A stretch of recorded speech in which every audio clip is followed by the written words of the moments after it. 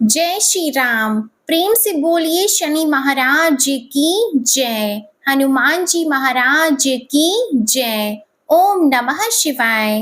प्रिय भक्त जनों, आज आप श्रवण करेंगे न्याय के देवता शनि देव तथा हनुमान जी की बड़ी ही दुर्लभ कथा। पुराणों के अनुसार शनि देव का एक नाम कृष्ण भी है। यह नाम स्वयं श्री कृष्ण भगवान ने शनि देव को दिया था। आज के दिन जो भी मनुष्य इस व्रत को करता है या कथा का श्रवण करता है, तो उन भक्तों पर शनि देव के साथ साथ हनुमान जी की कृपा भी प्राप्त होती है, क्योंकि शनि दोष से परेशान मनुष्य इस दिन हनुमान जी की कथा को सुनने तथा भजन कीर्तन करने से उनकी सभी प्रकार के ग्रह और साढ़े साती ढैया समाप्त हो जाती है और साथ ही शनिदेव की कृपा से भक्तों को रोगों से मुक्ति मिलती है। तो प्रिय भक्त जनों, आइए श्रवण करते हैं दुख दारिद्र्य को दूर करने वाली शनि देव की बड़ी ही दुर्लभ कथा। किसी गांव में एक बहुत ही विद्वान ब्राह्मण रहा करता था। एक दिन रात्रि में उसने सपने में देखा कि एक नीला वस्त्र पहने हुए बहुत ही दिव्य पुरुष उसे कह रहा है कि हे ब्राह्मण देवता, मैं तुझे लगूंगा। अब देखिए, यह सपना उस ब्राह्मण को रोज दिखाई देता। इससे वह परेशान हो गया और दुबला पतला होने लगा। उसका स्वास्थ्य बहुत ही गिरने लगा। एक दिन उसकी पत्नी ने कहा, देखिए, मैं आपको कितना अच्छे से खिलाती पिलाती हूँ, मेवा मिश्री खिलाती हूँ, दूध मलाई खिलाती हूँ, अच्छा भोजन आहार पकाकर खिलाती हूँ, फिर भी आप इतने दुबले पतले क्यों होते जा रहे हैं? इसका क्या कारण है?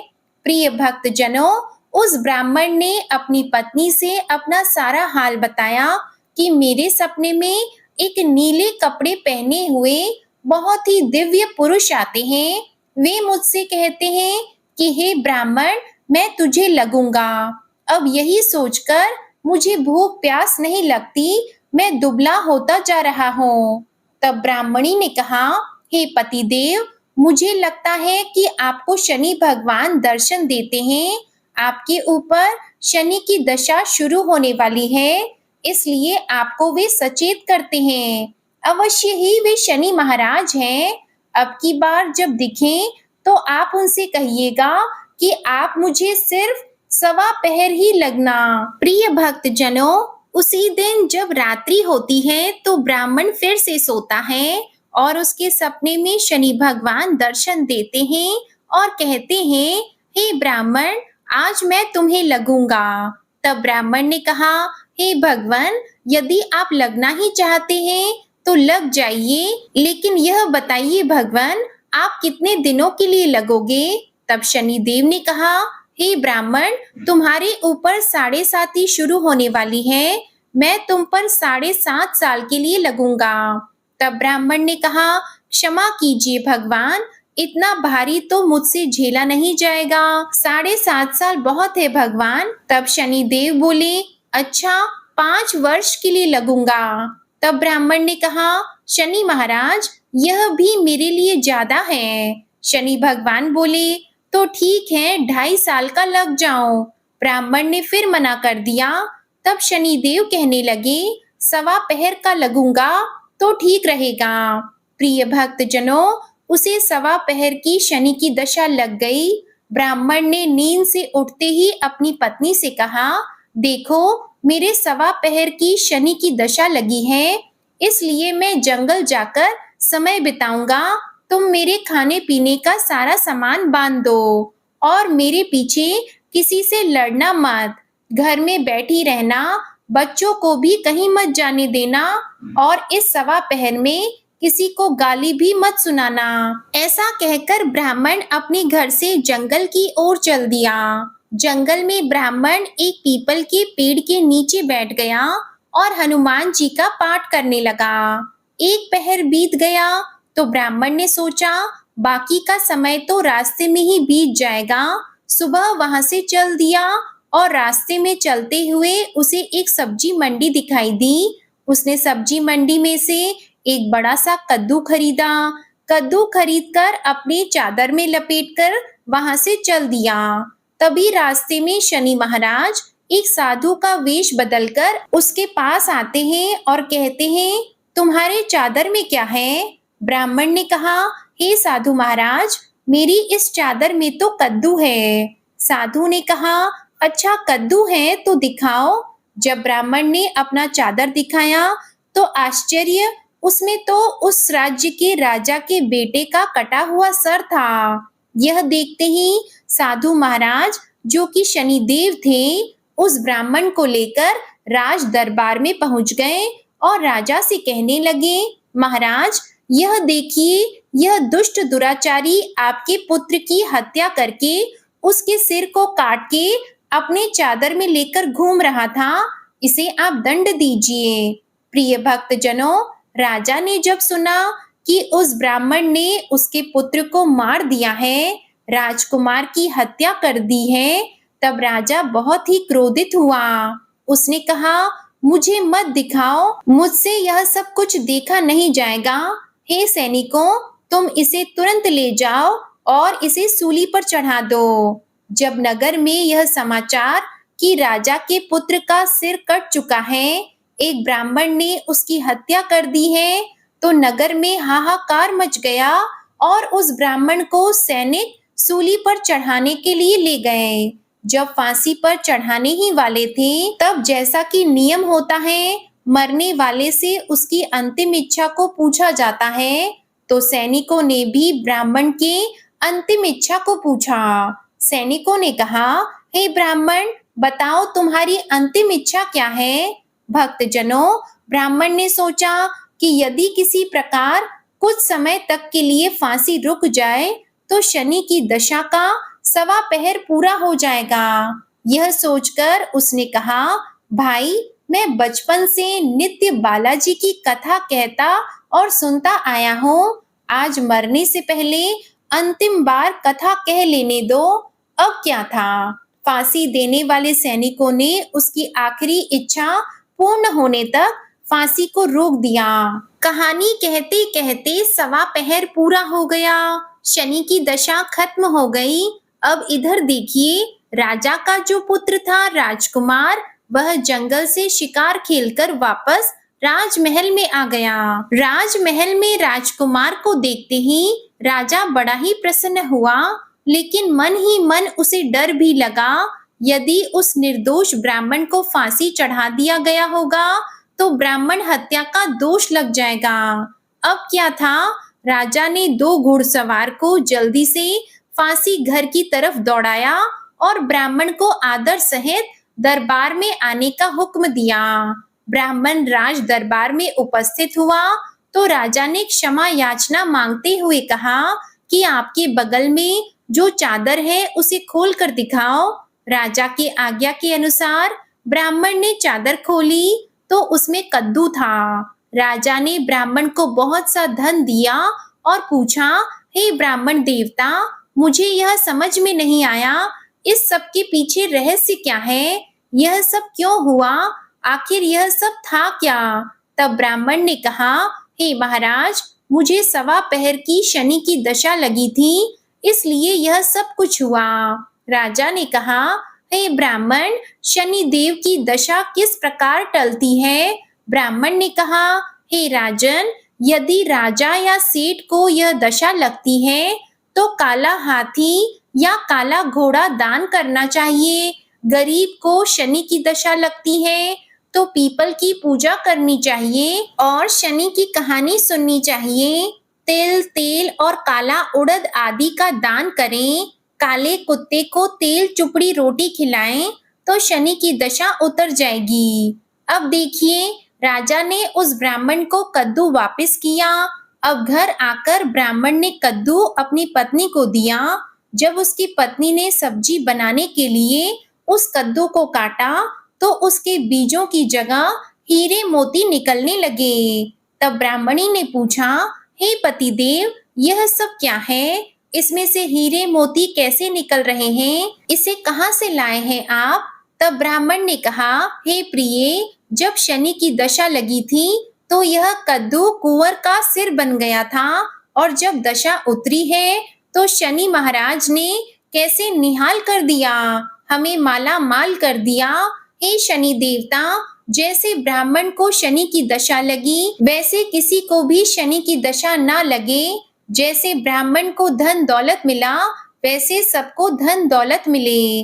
कथा कहानी कहते सुनते होकार भरते सबको मिले। बोलिए श्री शनि देव की जय। ओम नमः शिवाय। प्रिय भक्त जनों, आइए अब सुनते हैं भगवान शनि देव की दूसरी कथा। यह कथा सुनने से भक्तों को मनोवांछित फल की प्राप्ति होती है। नर्मदा नदी के किनारे एक गांव में बहुत ही बड़े साहूकार का परिवार निवास करता था। साहूकार की मृत्यु हो चुकी थी। घर में साहूकारनी और उसके 2 बेटे, एक बड़ी बहू थी। साहूकारनी का छोटा बेटा मानसिक रोग से ग्रस्त था। उसकी मानसिक स्थिति ठीक नहीं थी। साहूकारनी की बड़ी बहू तारा को विवाह के कई वर्ष बीत गए थे, पर अभी तक उसे संतान नहीं हुई थी। तारा को सदैव यही भय था कि कहीं उसके पति संतान पाने के लिए दूसरा विवाह ना कर ले। यदि उसके पति ने दूसरा विवाह कर लिया तो उसे सौतन का दुख सहना पड़ेगा। प्रिय भक्त जनों, इसी डर से तारा ने एक योजना बनाई और उसने अपने घर में काम करने वाली नौकरानी चंदा से अपने देवर चंदन का विवाह कराने के लिए अपनी सास साहूकारनी तथा अपने पति को मना लिया। चंदा स्वभाव से बड़ी ही दयालु तथा कृष्ण भक्त थी। वह बचपन से ही उसी साहूकार के घर काम करती थी। उसका अपना कोई नहीं था। अब चंदा का विवाह मानसिक रोगी चंदन से करा दिया गया। कुछ साल बाद चंदा ने एक सुंदर पुत्र को जन्म भी दिया, किंतु चंदा की जेठानी तारा ने चंदा का बच्चा छीन लिया और उसे घर से धक्के मारकर बाहर निकाल दिया और तारा ने अपने पति को भी अपने पक्ष में कर लिया। बेचारा चंदन तो मानसिक रोगी था, वह कर भी क्या सकता था और वह साहूकारनी चाह कर भी कुछ न कर सकी। प्रिय भक्त जनों, दरअसल यह तो तारा की चाल थी। उसने तो कभी चंदा को अपनी देवरानी माना ही नहीं। वह तो सिर्फ चंदा से उसका बच्चा लेना चाहती थी ताकि उसे पाल पोस कर अपना नाम दे सके। अब देखिए, चंदा के बार बार रोने गिड़गिड़ाने पर भी तारा नहीं मानी और उसे उस गांव से ही निकाल दिया। अब चंदा गांव-गांव भटकने लगी। भटकते भटकते वह कृष्ण जी के एक पुराने मंदिर में पहुंच गई। वहीं पर उसने प्रभु से न्याय की गुहार लगाई। वह अपना सर भगवान की चौखट पर पटकने लगी और लगातार ओम कृष्णाय नमः मंत्र का जाप भी करती रही। प्रिय भक्त जनों, उस स्त्री की करुण पुकार न्याय के देवता शनिदेव ने सुनी तथा भगवान श्री कृष्ण के आदेश से तुरंत चंदा के पास उपस्थित हो गए और साधारण मनुष्य का रूप धारण करके उसे अपने आप को कष्ट ना पहुंचाने के लिए कहा और कहा, हे बहन, तुम भगवान श्री कृष्ण पर विश्वास रखो और ओम श्री कृष्णाय नमः मंत्र का जाप करती रहो। तुम्हारा अवश्य ही कल्याण होगा।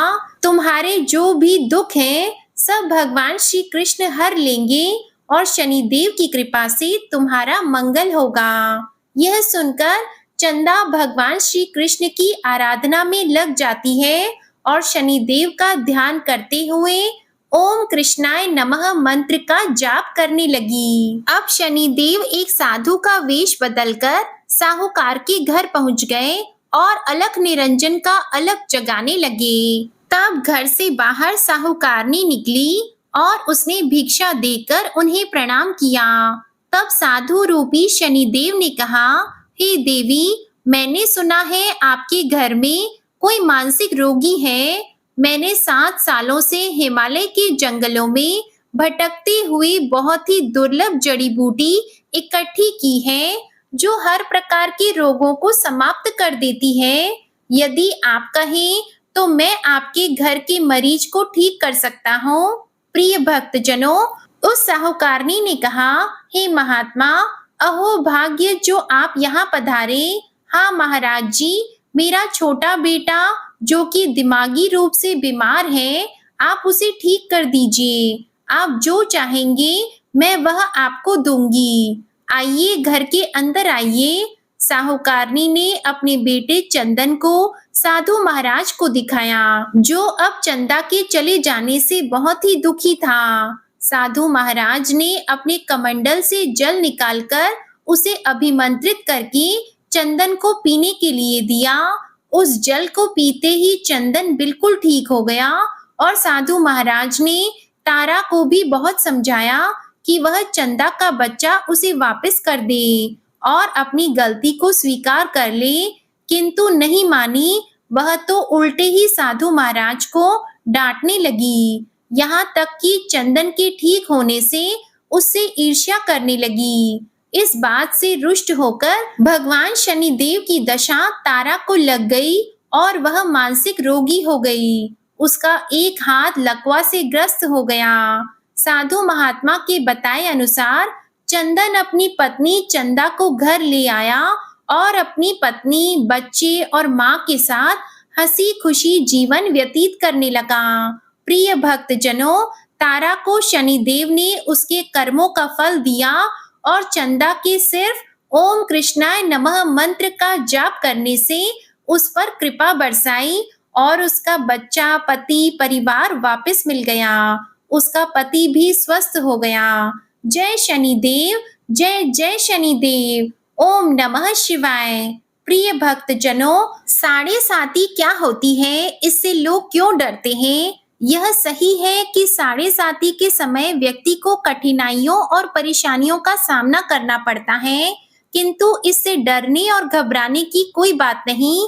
इसमें कठिनाई और मुश्किल हालात जरूर आते हैं, परंतु इस समय व्यक्ति को कामयाबी भी मिलती है। बहुत से व्यक्ति साढ़े साती के प्रभाव से सफलता की ऊंचाइयों पर पहुंच जाते हैं। साढ़े साती व्यक्ति को कर्मशील बनाता है और उसे कर्म की ओर ले जाता है। अभिमानी, हठी और कठोर व्यक्तित्व वाले व्यक्ति से यह काफी मेहनत करवाता है। साढ़े साती के 3 चरण होते हैं। साढ़े साती का पहला चरण नजदीकी रिश्तेदारों और जातक को प्रभावित करता है। साढ़े साती का दूसरा चरण व्यापार और गृहस्थी को प्रभावित करता है। साढ़े साती का तीसरा चरण परिवार और स्वास्थ्य को प्रभावित करता है। भगवान शनिदेव न्याय के देवता हैं। ये कभी भी किसी को ऐसे ही दंड नहीं देते।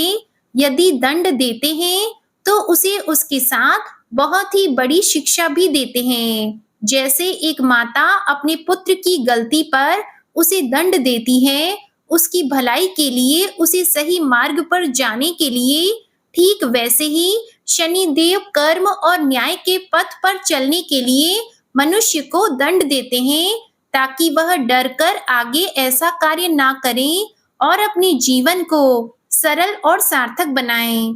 भगवान शनिदेव तो न्याय की मूर्ति हैं। इनकी पूजा और भक्ति करके व्यक्ति धन ऐश्वर्य से संपन्न हो जाता है और सफलता की नई ऊंचाइयों को छूता है, जीवन में तरक्की करता है, घर में सुख समृद्धि वैभव का आगमन होता है और व्यक्ति का जीवन बड़ा ही सुखमय हो जाता है। शनिदेव भगवान को प्रसन्न करने के लिए शनिवार के दिन पीपल के पेड़ के नीचे शाम को दिया अवश्य जलाएं और कुत्ते को तेल से चुपड़ी रोटी खिलाएं। शनिवार को जल में तिल डालकर पीपल को चढ़ाएं। इससे शनिदेव अत्यंत प्रसन्न होते हैं और ओम कृष्णाय नमः महामंत्र का जाप भी करें। ओम गंग गणपतये नमः। अब सुनिए हनुमान जी की कथा। पौराणिक कथा के अनुसार बहुत समय पहले की बात है। एक साहूकारनी थी, उसका बेटा और बहू थे। पति की मृत्यु युवावस्था में ही हो गई थी और इस तरह उस साहूकारनी का रोज का नियम था, वह हनुमान जी के मंदिर में जाती और साथ में हलवा, पूरी और चूरमा बनाकर ले जाती और हनुमान जी से कहती, कांधे सोटो लाल लंगोटो, हनुमान जी खायो चूरमे और रोटी। मैंने तुम्हें दिया जवानी में, तुम मुझे देना बुढ़ापे में। अब क्या था, पूजा करने के बाद वह साहूकारनी अपने घर आई तो उसकी बहू बोली, सासू जी तुम चूरमा रोटी लेकर कहाँ जाती हो रोज? वह साहूकारनी बोली, मैं बालाजी के मंदिर में जाती हूँ। वह बोली, मंदिर में तो नहीं जाती हैं आप, हमें तो लगता है आप अपने खाने के लिए रोज चूरमा और हलवा बनाती हैं और चोरी चुपके जाकर कहीं खा लेती हैं। प्रिय भक्तजनों, सास अपनी बहू की बातें सुनती है तो भी कुछ नहीं बोलती और उसका मन बड़ा ही दुखी होता है। उसे यह दुख होता है कि वह भगवान की भक्ति करती है और उसकी बहू उसे चटोरी कह रही है। अब क्या था, दुख के मारे वह जाकर अपने कमरे में सो जाती है। सोते सोते 5 दिन हो गए। हनुमान जी सपने में आए और बोले, हे साहूकारनी, तूने तो जवानी में दिया है, मैं तुझे बुढ़ापे में देता हूँ। साहूकारनी बोली, हे हनुमान जी, आज तो आप मुझे खाने के लिए दे देंगे, लेकिन रोज कौन देगा? हनुमान जी बोले, हे साहूकारनी, मैं तुम्हें रोज दूंगा। अब क्या था, हनुमान जी की महिमा देखिए, उन्होंने साहूकारनी के लिए चूरमा रोटी हलवा पूरी दिया। साहूकारनी चुपचाप चूरमा रोटी खा लेती है। इसी प्रकार 5-6 दिन बीतते हैं और धीरे धीरे बहू के घर में से अचानक अनाज इत्यादि खत्म होने लगते हैं। उसके पास कुछ नहीं रहता, सब चीज में घाटा पड़ गया। बहू ने सोचा, सास को 7 दिन हो गए हैं, मैंने तो उन्हें खाने को कुछ दिया भी नहीं, देखूं तो कैसी है। अब देखिए, बहू अपनी सास के कमरे में जाकर देखती है तो उसने क्या देखा कि उसकी सास तो अच्छी भली मोटी ताजी है। बहू बोली, सासू जी, मैंने तुम्हें खाने को भी नहीं दिया और तुम क्या खाती हो, इतनी स्वस्थ और मोटी ताजी हो। सास बोली, मुझे तो हनुमान जी मीठी मीठी हलवा और रोटी दे जाते हैं, मैं वही खाती हूँ। अब क्या था, बहू सास के पैर में गिर गई, उसे पछतावा हुआ। वह बोली, हे सासू माँ, हम तो तुम्हारे भाग्य का खाते हैं, हमारे घर में तो कुछ भी नहीं रहा। मैंने आपको खाना नहीं दिया, मैंने आपकी भक्ति को झूठा समझा, आपको चटोरी समझा, इसलिए भगवान ने मुझे दंड दिया। 7 दिन के अंदर ही हमारे घर से अनाज धन इत्यादि समाप्त हो गया। हे सासू माँ, अब आप ही सब कुछ संभालो, मुझे आपकी भक्ति पर विश्वास हो गया। आपने हनुमान जी को भोग लगाया जवानी में और हनुमान जी ने आपको वही भोग बुढ़ापे में लौटाया है। आपका पेट भरा, हनुमान जी की महिमा अपार है, कोटि कोटि प्रणाम है। प्रिय भक्तजनों, अब क्या था, उस सास ने खुशी खुशी घर की सारी जिम्मेदारी संभाल ली और सास यानी कि वह साहूकारनी हनुमान जी को रोज चूरमा रोटी हलवा पूरी खिलाया करती, हलवा पूरी चढ़ाया करती थी। फिर घर में बहुत बरकत हुई और खूब धन धान्य आने लगा। हे हनुमान जी महाराज, हे बालाजी महाराज, जैसे आपने उस साहूकारनी को दिया वैसा सबको देना, सबके घर में अन्न धन के भंडार भरे रखना, सबका भला और मंगल करना। इस कथा कहानी को कहने सुनने वाले तथा हुंकारा भरने वाले सभी को देना। बजरंग बली हनुमान जी की जय। ओम नमः शिवाय। प्रिय भक्तजनों, दूसरी कथा है मंगल देवता की कथा। एक नगर में एक वृद्धा रहती थी। उसका एक ही पुत्र था। उस वृद्धा की हनुमान जी पर बहुत गहरी आस्था थी। वह हर मंगलवार का व्रत रखती थी और हनुमान जी की पूजा आराधना करती थी। एक बार हनुमान जी ने अपनी भक्तिनी उस वृद्ध महिला की श्रद्धा का परीक्षण करने का विचार किया। हनुमान जी साधु का वेश धारण कर वृद्धा के घर गए और पुकारने लगे कि है कोई हनुमान भक्त जो हमारी इच्छा पूर्ण करे। तब आवाज उस वृद्धा के कान में पड़ी। पुकार सुनकर वृद्धा जल्दी से बाहर आई और साधु को प्रणाम कर बोली, आज्ञा महाराज। हनुमान वेशधारी साधु बोले, मैं भूखा हूँ, भोजन करूंगा, तुम थोड़ी सी जमीन लीप दो। वृद्धा दुविधा में पड़ गई। अंततः हाथ जोड़कर बोली, महाराज, लीपने और मिट्टी खोदने के अतिरिक्त आप कोई दूसरी आज्ञा दें, मैं अवश्य पूर्ण करूंगी। साधु ने 3 बार प्रतिज्ञा कराने के बाद कहा, तू अपने बेटे को बुला, मैं उसकी पीठ पर आग जलाकर भोजन बनाऊंगा। यह सुनकर वृद्धा घबरा गई, परंतु वह प्रतिज्ञाबद्ध थी। उसने अपने पुत्र को बुलाकर साधु को सौंप दिया।